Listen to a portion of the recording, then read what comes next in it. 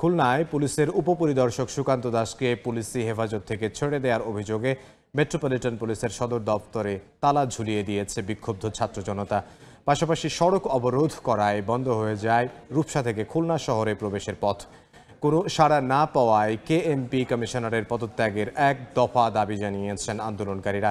এর আগে মঙ্গলবার বিকেলে এসআই সুকান্ত দাস খুলনা আদালতে সাক্ষী দিয়ে মোটরসাইকেলে করে চুয়াডাঙ্গার আলমডাঙ্গায় ফিরছিলেন। শিরোমণি এলাকায় পৌঁছালে স্থানীয়রা তাকে মারধর করে। পরে পুলিশ তাকে উদ্ধার করলে প্রাথমিক চিকিৎসা নিয়ে তিনি চলে যান। তার বিরুদ্ধে ছাত্র জনতার উপর হামলার ঘটনায় গত 12ই ডিসেম্বর খুলনা সদর থানায় মামলা করা হয়। এছাড়া তার বিরুদ্ধে নগর বিএনপির সভাপতি শফিকুল আলম মনার বাড়ি ভাঙচুর সহ 2টি মামলা রয়েছে। জুলফিকারকে 24 ঘন্টার মধ্যে অব্যাহতি দিতে হবে। সেই সাথে সুকান্তকে পুনরায় গ্রেফতার করে তাকে জেল হাজতে পাঠাতে হবে। তার নামে 4টা মামলা আছে, কিন্তু এনাকে ধরে আবার ছেড়ে দেওয়া হয়েছে।